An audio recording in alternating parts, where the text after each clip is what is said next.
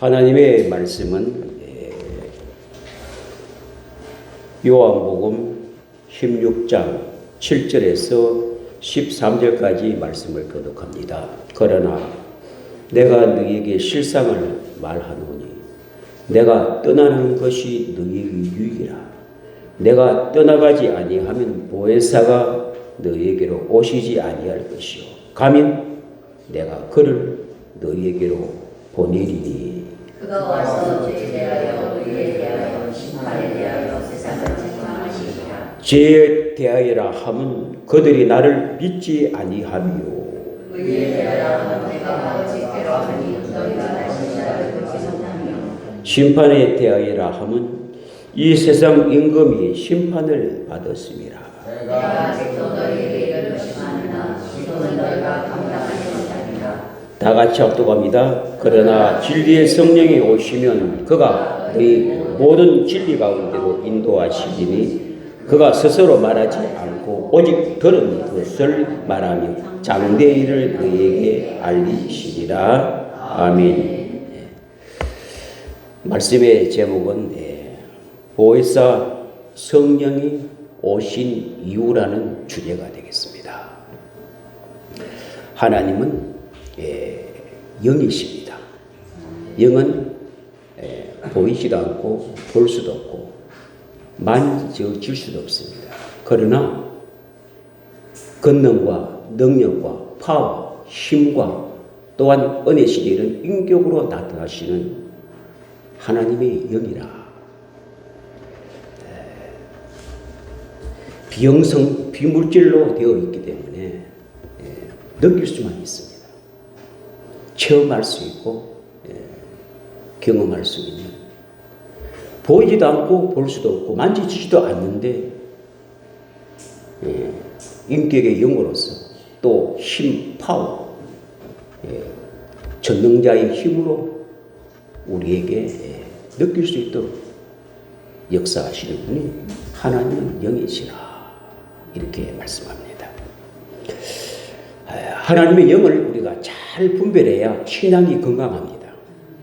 그리고 미혹되지도 않고요. 영의 세계는 아주 민감하고 예민합니다. 오신 줄 이전과 이후 성령 하나님은 이해를 정확하게 구분해야만이 여러분들이 신앙에 큰 도움이 됩니다. 구약에도 보혜사 성신으로 역사를 했습니다. 그런데 오신 줄알 왜 또 성령이 와야 되느냐? 또 다른 보혜사가 왜 와야 되느냐? 이걸 여러분들이 이해를 잘해야만이 하나님의 구분이 잘 될 수 있습니다.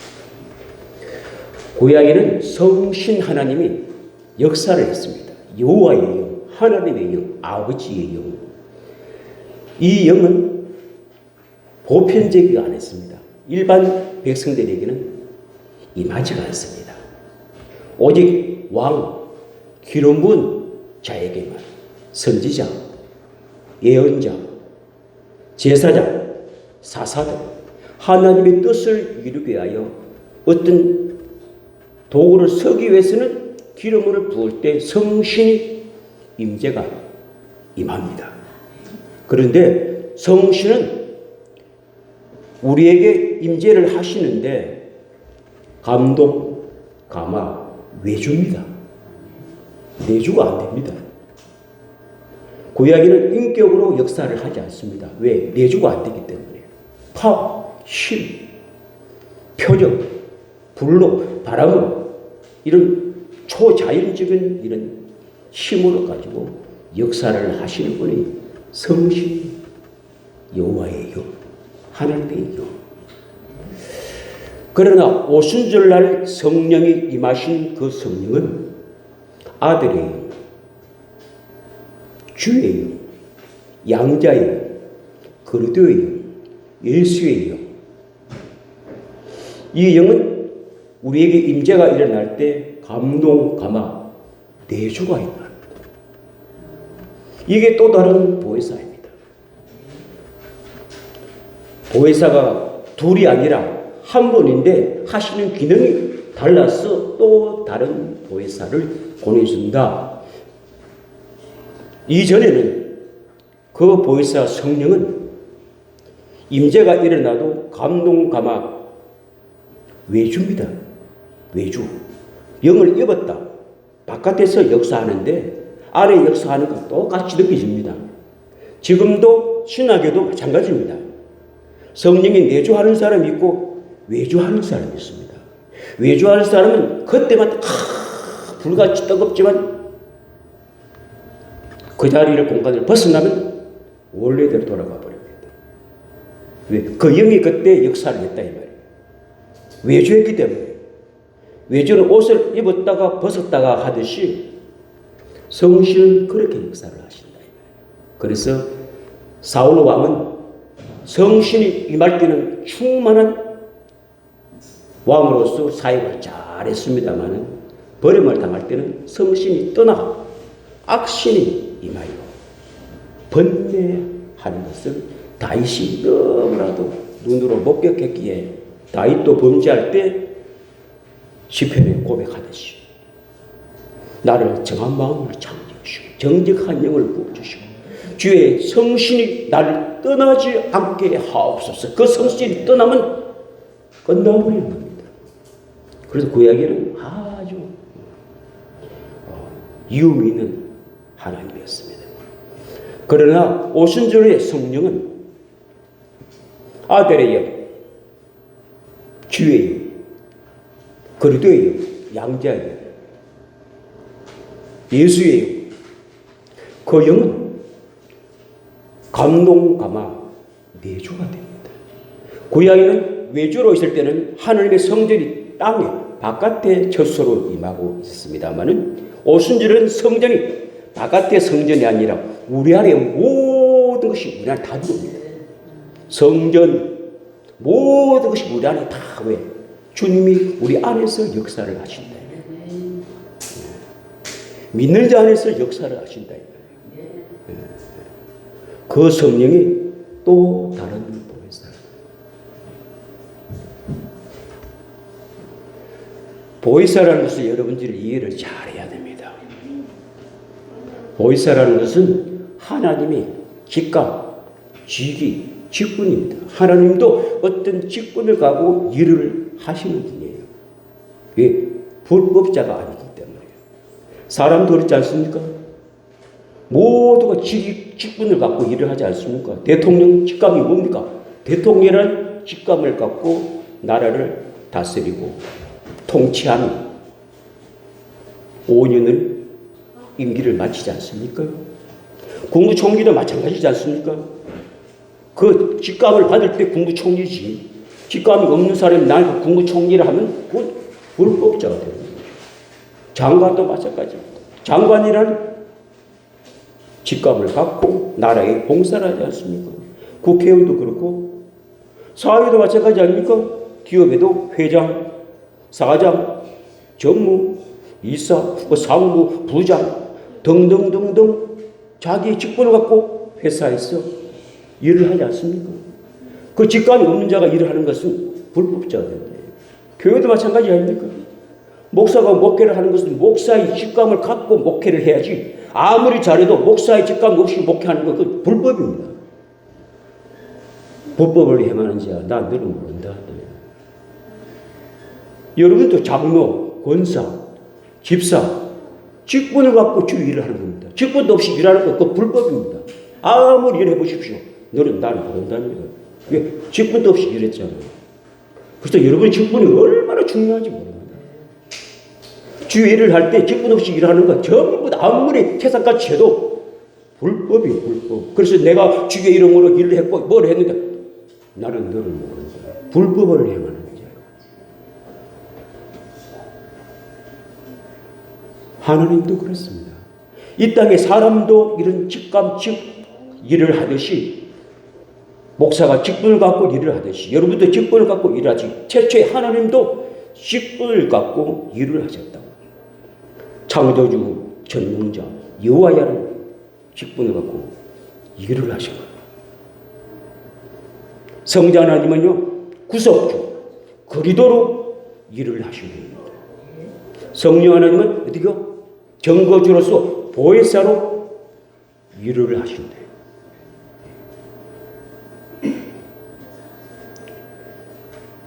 보혜사라는 단어는 헬라어로 파라크리토스,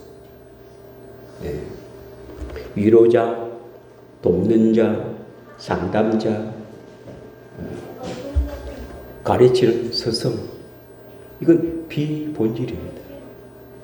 보혜사가 본질은 뭔가를 변호를 해야 되고 뭔가를 증거해야 되는 두 단어가 보혜사의 본질입니다. 하나님은 그 보혜사로 성령이 일하셨고 예수님은 그리스도라는 직분을 갖고 일을 하셨고 창조주 하나님 여호와라는 이름을 갖고 일을 하신 거예요. 그런데 사람이 보혜사라면 이건 위험한 발상입니다. 피조물은 사람은 보혜사라는 단어를 쓸 수가 없습니다. 그 단어를 쓰는 순간에 내가 창조주다, 내가 예수다, 내가 성령이다 같은 말입니다. 아주 위험한 발상입니다. 오직 하나님만 보혜사는 직감을 갖고 일을 하셨어요. 어떻게? 변호하고 증거하고. 예수님만 보혜사라시라고. 어떤 누구도 보혜사라 하면 내가 예수다 하는 말과 똑같습니다. 예수님이 인자로 보혜사, 성령으로 보혜사입니다. 인자로 오신 분은 예수님이고 영으로 오신 분은 성령님입니다. 똑같은 분인데 예수님은 믿음의 대상, 성령님은 내 안에 영접의 대상입니다.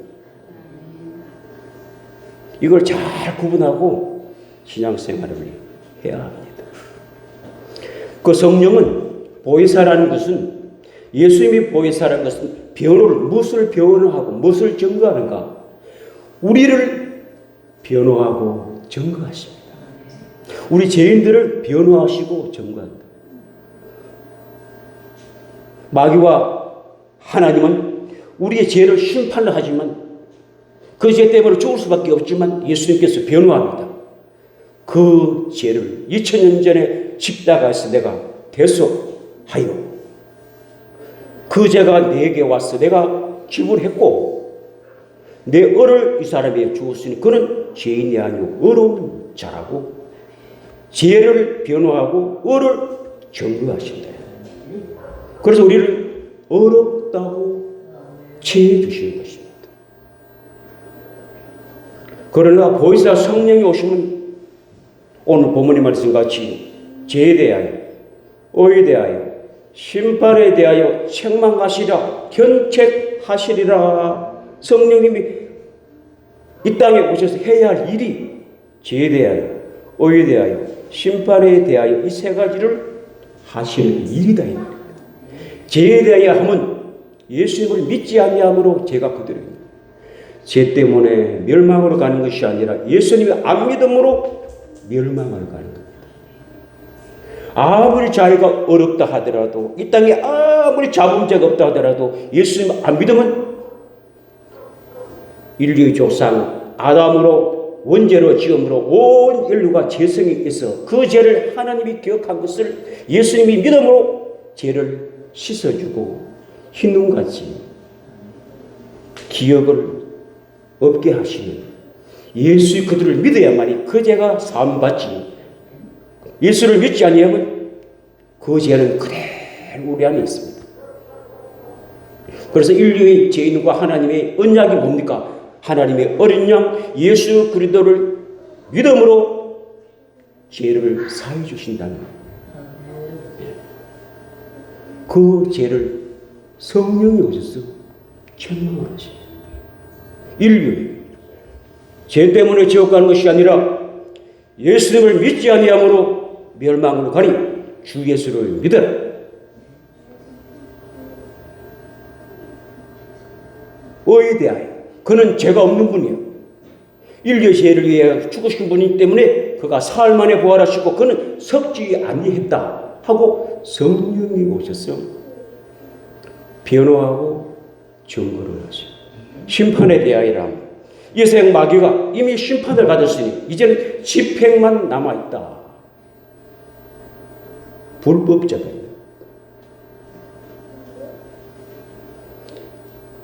성령은 보혜사로서 무엇을 변호하고 무엇을 증거하는가? 예수님을 변호하고 증거합니다. 그 성령이 오셔서 믿는 자 속에 오셔서 우리 입을 서신다 이 말이에요. 하나님도 믿는 자 속에서 뜻을 이루시지 영으로 역사하지 않습니다. 성령이 예수님이 죄 없는 분이요 인류의 죄를 죽어서 그는 어려운 분이요 그렇게 말할 수 없다는 거예요. 믿는 자 아래 들어와서 우리 입을 서신다는 거예요. 우리가 예수님은 죄 없는 분이요 내 죄를 위하여 죽으셨습니다. 그분은 어려운 분입니다. 우리가 어를 주셔서 우리는 어렵게 되었습니다 하고 성령으로 감동 감화되어서 우리가 경고를 한다. 성령은 우리 안에 오셔서 예수를 죄 없는 분이요 그는 어려우신 분이요 우리 죄를 가져가시고 그 어를 주셔서 우리를 어렵다고 하나님이 말씀하셨기 때문에 영원한 생명을 소유한 사람입니다. 이렇게 증거를 하는 걸 보니 변호를 하는 걸 보니 예수가 구세주고 메시아고 우리 영혼의 주인이라는 것을 확실히 믿어지는 것은 성령으로 믿어지기 때문에 예수님이 정일이 되는 겁니다. 예수님이 정일이 되는 겁니다. 정일이 뭡니까? 현장 목격을 눈으로 본 사람이 정일입니다. 우리는 2000년 전에 예수님이 십자가 죽은 것을 못 봤습니다. 그가 사흘 만에 부활한 것을 못 봤습니다. 그러나 성령 하나님은 그것을 보았습니다. 그 영님이 안에 오셔서 같이 보았다. 죽은 것을 보았어. 성령이 그렇게 말씀하십니다. 그가 사흘 만에 부활하셨어. 성령이 우리 안에 오셔서 그렇게 믿도록 해주시는. 그래서 우리는 어떻게 해요? 기록된 하나님의 말씀으로 예수님이 십자가에 죽으신 것을 나는 믿고 기록되어 있는 말씀으로 그가 부활했다는 것을 믿고 성령으로 나는 현장을 보았습니다. 나는 목격자입니다. 왜? 성령으로 나는 목격자입니다. 그 시대에 내가 태어났지만 무엇으로 그렇게 증거 확증을 하느냐? 베드로가 예수님이 죽은 것을 보았습니다. 그가 부활한 것을 보았습니다. 성천한 것을 보았습니다. 그가 오신 줄 알 성령이 임하여 마지막 역사가 와버려 샨달 카버려 샨달 칼라 방언을 막 하는 그 방언이 지금도 동일하게 똑같기 때문에 믿을 수 있다. 2000년 전에 베드로의 방언과 지금 하는 방언 동일한 방언.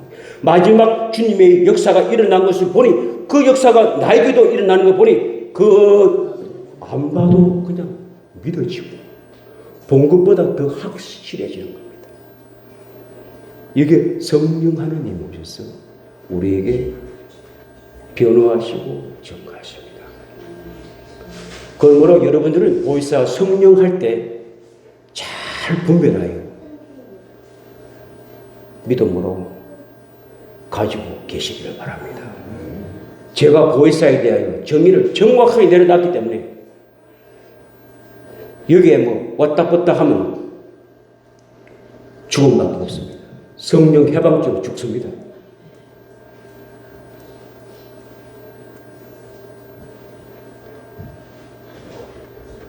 그 성령은 믿는 자 속에 오셔서 교회를 덮어 우리를 덮어 인도하시고 감동 감화 역사하시면서 지금도 우리를 통해 뜻을 이루고 계십니다. 사도행전이 바로 그 사건이 아닙니까? 오순절 이후부터 베드로와 12 제자들은 성령이 임하기 전에는 두려움과 정민이 변하지 못했습니다. 그래서 성령이 임하고부터는 담대하게 자기 목숨을 아끼지 않고 예수님을 변호하고 증거하여 그는 우리의 구세주다. 그는 우리의 참 하나님이다. 내가 사람을 증거하겠냐 무서워하겠냐? 하나님을 두려워한다. 베드로와 요한과 야고보 12제자들은 성령이 임하신 이후부터 담대하게 예수님이 나의 구주고 그분이 율법을 이루시고 선지자의 예언을 이루신 하나님의 보리 어린 양 메시아다, 우리의 구세주다, 우리의 구원자다, 확실하게 예수의 증인이 돼서 복음을 전했습니다. 전도를 했다고요. 그게 사도행전이 성령행전입니다. 그 성령의 행전이 없었더라면 교회는 벌써 문 닫았습니다. 말씀이 살아있고 성령 하나님이 살아계시기 때문에 지금까지도 여러분과 교회가 유지하고 믿는 자가 아직도 하나님을 경외하는 것은 성령 하나님이 교회의 감독자가 살아계시기 때문에 기독교는 망하지 않고 없어지지 않고 핍박이 오면 올수록 더 부흥이 일어납니다. 신기합니다. 기독교는 편안함을 추락합니다. 그래서 사도행전에 보면 성령행전에 보면 핍박이 일어납니다. 사도들이 안주했습니다. 너무너무 좋아. 전하지 않고 너희가 성령이 임하면 권능을 받고 예루살렘과 유대와 사마리아 땅까지 계속 나가야 되는데 여기가 좋사옵나이다. 이러니까 핍박입니다. 핍박이 나니까 흩어지니까 또 복음을 전하거든. 또 핍박이 또 흩어지고. 하나님이 하시는 일은요 참 신비스러운 겁니다. 우리 신앙이 안주하고 뭐 좋다고 하시고 핍박입니다. 우리는 주님 말씀과 같이 예수의 증인이 되어서 전해야 됩니다. 땅 끝까지 이르러 주님 오실 그날까지 계속 전해야 됩니다. 전해야 됩니다. 보혜사 성령 하나님 오셔서 그 일을 하고 계시는 겁니다. 우리를 통하여 일을 하고 계시는 겁니다. 죄에 대하여, 의에 대하여, 심판에 대하여.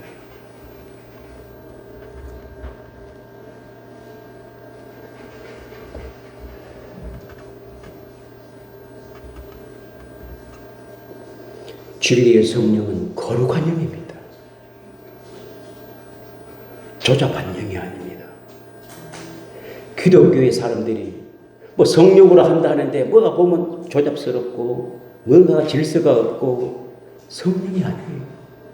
그 영은 너무나 거룩하기 때문에 아주 인격이 아주 전능의 영입니다.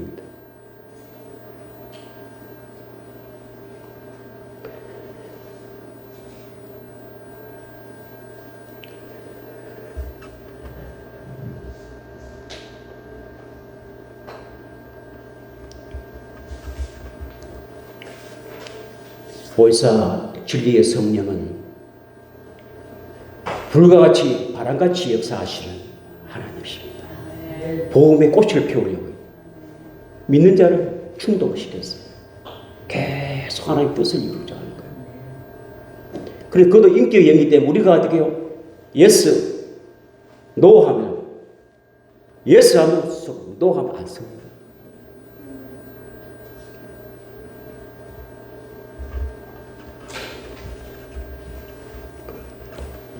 지금은 마지막 시대에 살고 있는 우리들에게는 혼미한 영이 더라 역사를 많이 합니다. 그래서 깨어 있어야 된다.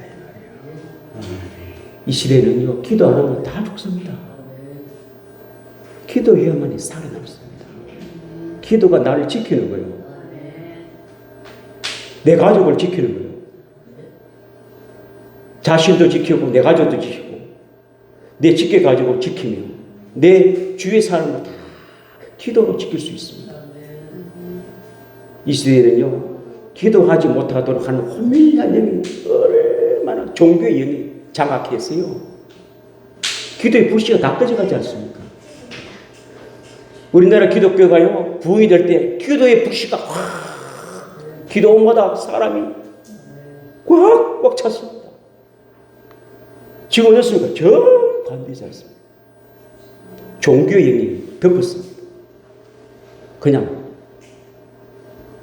기도 없이 신앙생활, 핍박 없이 신앙생활, 어려움 없이 편안한 신앙생활을 계속 가고 있지 않습니까? 또 목사들이 그게 다 맞추지 않습니까? 편안. 큰 교회는 봉사자가 없습니다. 다 월급 주고. 얼마나 슬픈 얘기입니까? 교회에 몸된 교회 봉사하겠어요. 상을 타고 멸관을 얻어야 할 텐데 멸관을 싹 못하도록.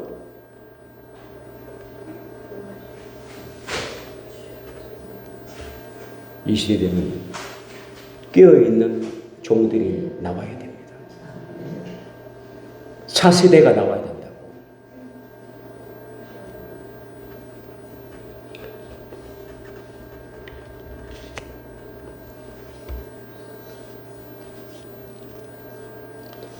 우리의 신앙생활은요, 성령님이 얼마나 우리에게 유익한 것을 주는 겁니다. 신앙생활은 성령님이 도우심 없이 신앙생활을 한다는 건요, 그건 불가능한 얘기입니다. 사도행전을 보십시오. 성령이 임재하기 전에는 사도들이 어땠습니까? 두루하고 도망다니고 부인하고 그 인간의 모습입니다. 인간은 그렇습니다. 두렵고 불안하고 보이는 것으로 추구하고 현실 앞에서 안주하고 자기에게 좀 피해를 입는 것은 손을 대지 않고 이웃이 있으면 부인해버리고 배도해버리고. 그러나 성령의 임재가 임해서 충만할 때는 사도들이 어땠습니까? 무서움이 없었습니다. 두려움이 없었습니다. 대제사장과 서기관과 바리새인과 그 당시에 종교의 위험이 있는 그들을 두려운 존재가 아니었습니다. 담대하게 복음을 전했습니다. 당신들에게 내가 복종한다고 해서 내가 사람의 종이요, 나는 사람의 종이 아니요 예수의 종이요 하나님의 종이요. 사람을 기쁘게 하겠습니까? 하나님을 기쁘게 하십니까? 나는 사람을 기쁘게 하는 것이 아니고 하나님을 기쁘시게 한다면 그게 성령으로 난 사람들은 다 그렇게 고백하는 다 안돼요. 자기 힘을 지켜. 기도하는 자면 성령이 도와주십니다. 오순절날 마가다락방에서 그 현상이 뭡니까? 전혀 기도했더니 성령 하나님이 임재가 일어났습니다. 가만히 있는데 성령이 임재했겠습니까? 전심으로 부르짖고 기도했더니 성령이 임했다. 성령 하나님은 기도하는 사람을 좋아하십니다. 기도하는 곳에 임재가 일어나고 기도하는 곳에 성령이 운행하시고 바람같이 불같이 권능으로 능으로 파워로 인격으로도 느낄 수 있는 거예요. 기도하지 않는데 성령님을 느낄 수 있다? 없습니다. 성령님은 바람같이 불같이 공기같이. 바람이 보입니까? 안 보입니다. 그러나 피부로 느끼잖아요. 눈으로 사물을 보면서 나무 가지가 흔들거리면 나무가 춤을 춥니까? 바람이 불기 때문에 나무 가지가 흔들흔들해요. 나무 가지를 통해서 아 지금 바람이 불고 있구나. 보이진 않지만 물리적인 것을 보면서 바람을 느낄 수 있습니다. 소리로 바람은 보이지 않지만 소리가 아 바람이 지금 불고 있구나. 성령 하나님 그런 거예요. 바람같이 보이지 않지만 그분이 운행하실 때 파워, 힘으로 사물을 통해서 몸으로, 피부로 오감은 하나님을 알 수 있는 거예요. 그걸 보고 하나님을 만났다 그런다. 성령 하나님 우리에게 임재가 임하니까 하나님 내게 임해서 기쁨과 평강이 임해서 그런 사람이 예수님을 만난 사람이다 말이에요. 뭐 예수님이 뭐 사람처럼 또 나타난다고 없어요. 환상을 볼 수 있습니다. 그는 영이십니다. 영원한 영이십니다. 하나님 아버지는 마음으로 계시고 예수님은 마음을 안에 계시고 성령님은 믿는 자 안에 교회 안에 계신다. 그게 다르다 이 말입니다. 예수님은 온 인류의 구원의 하나님, 성령님은 교회 안에 믿는 자의 영생의 하나님이다 이 말입니다. 그 하나님 우리에게 생명을 충만케 계속 이끌어 가시는 하나님이십니다. 죄에 대하여, 의에 대하여, 심판에 대하여 성령 하나님이 책망하시리라. 예수님이 친히 말씀하셨습니다.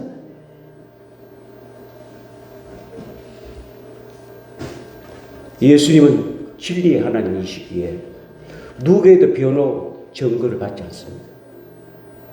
예수님 인자를 이럴 때 이랬습니다. 나는 아버지가 나를 증거할 것이고 증명할 것이고 내가 나를 증명할 것이고 진리의 성령이 오면 나를 변호하고 증거할 것이다. 사람이 나를 변호하고 증거하지 마. 왜? 비진리가 어떻게 진리를 평가를 할 수 있습니까? 어떻게 증명을 할 수 있습니까? 진리가 진리를 증명을 해야 그게 참 진리죠. 아버지가 진리니 아들을 변호하고 증명해 주시고 자기가 자기를 변호하고 증명하시고 진리의 성령이 오시면 나를 변호하고 증거하고 그 성령이 우리 안에 오실 때 예수님을 변호하고 증거할 수 있지. 성령을 임재 없는데 변호하고 증거할 수 같잖아요. 성령이 없으세요.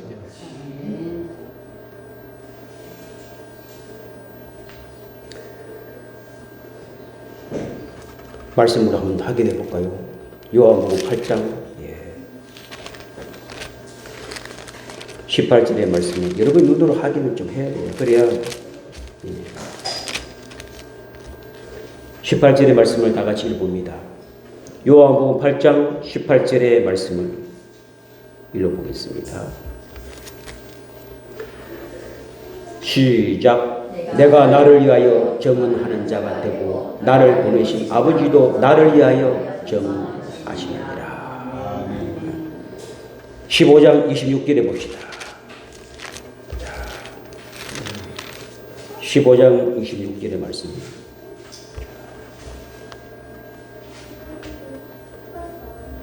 이 26절의 말씀 다 같이 합독합니다. 시작. 내가 아버지께로부터 너에게 보낼 보혜사 곧 아버지께로부터 나오시는 진리의 성령이 오실 때 그가 나를 증거하실 것이요. 이걸 요한 1서 5장 6절 10절의 말씀이 완전히 해석이 됩니다. 요한 1서 5장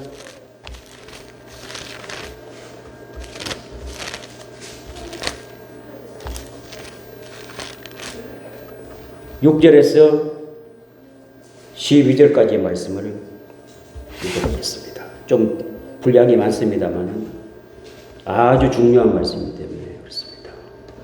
6절에서 12절 시작. 이는 물과 피로 임하신 이시니 곧 예수 그리스도이시라. 물만 아니요 물과 피로 임하셨고 정언한 이는 성령이시니 성령은 진리이니라. 정언하는 이가 셋이니 성령과 물과 피라. 또한 이 셋을 합하여 하나이니라. 만일 우리가 사람들 증언을 받을지인데 하나님의 증언은 더 크도다. 하나님의 증언은 이것이니 그의 아들에 대하여 증언하시는 것이니라. 하나님의 아들을 믿는 자는 자기 안에 증거가 있고 하나님을 믿지 아니하는 자는 하나님을 거짓말하는 자로 만드나니 이는 하나님께서 그 아들에 대한 증언하신 증거를 믿지 아니하였습니다. 또 증거는 이것이 하나님이 우리에게 영생을 주신 것과 이 생명이 그의 아들 안에 있는 그것입니다. 아들이 있는 자에게는 생명이 있고 하나님의 아들이 없는 자에게는 생명이 없느니라. 얼마나 기가 막힌 말씀입니까? 아들이 있는 곳에 생명이 있고 아들이 없는 곳은 생명이 없다. 아들이 있는 곳에 아버지가 있고 아들이 없는 곳에 아버지가 없다는 얘기지. 그래 예수님이 얼마나 위대하신 분입니까? 그 아들을 통하여 하나님과 아버지라고 부르잖아요. 양자의 영, 아들의 영, 예수의 영. 예수님이 영이 오신 거야. 그분이 이 만물의 주인이시라고요. 교회만 주인이 아니라 이 우주 만물의 주인이시라고요. 만물을 다 붙들고 계시고 역사를 지금도 이루어 가시는 분이 우리 주님이십니다. 이 위대하신 하나님을 믿고 있다 이 말입니다. 믿는 자 속에서 역사하시는 하나님.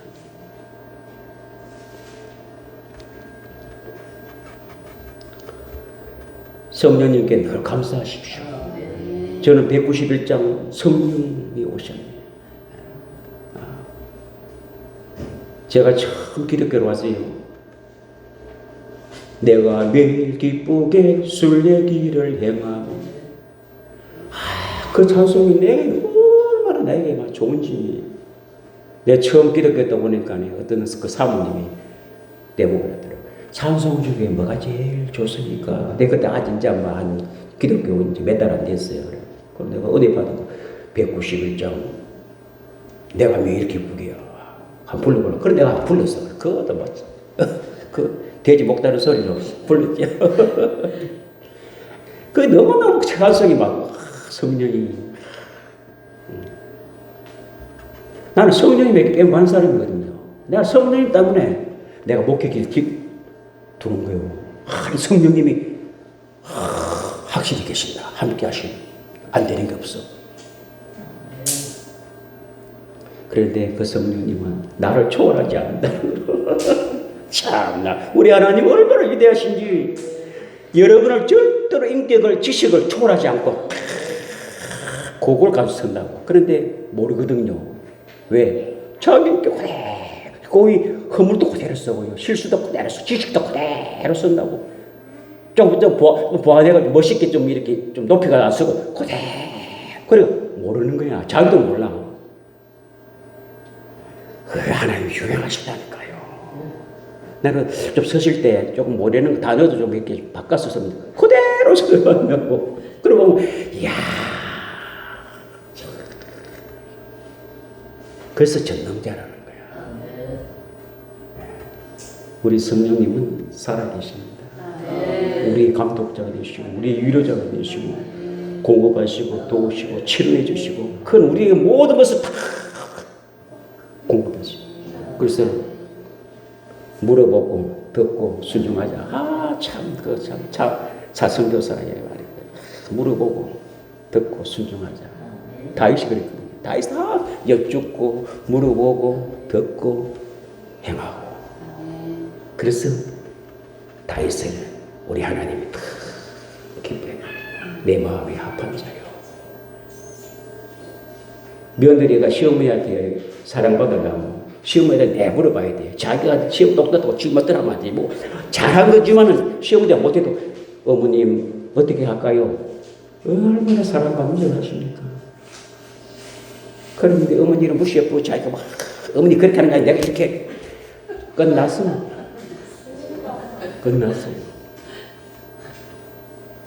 어떻게 시어머니 아는 거지만 어머니 어떻게 할까요? 물어보고 여쭙고 그럼 어떻게 하라고?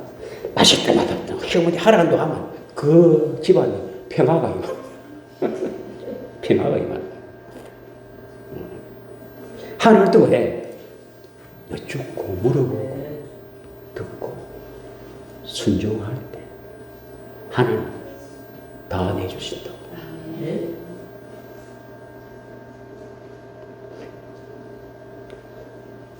전문대 수요일 때 그랬습니다만 하나님은 예수 그리스도 이 땅에 주신 것은 하나님의 심장을 내는 겁니다. 하나님 심장을 내는 거예요. 그리고 성령을 주신 것은 하나님 5장 6부를 다 내는 거야. 성령은 하나님 전부 다 내다 보는 거예요. 그러니 전부를 다 내신 성령을 우리가 받았으니 하나님 전부 다 내 안에 다 들어와 있는 거예요. 그게 아버지 뜻이 이루어졌다 이 말입니다. 이거 인류가 이거 모르고 있으니 얼마나 답답하겠습니까? 인류가 이 예수 그리스도를 모르고 하나님의 사랑을 심장을 내놓고 오장육부 속에 있는 걸 다 내놓은 이 크신 사랑을 외면하고 있으니 그 마지막 가는 길이 뻔하죠.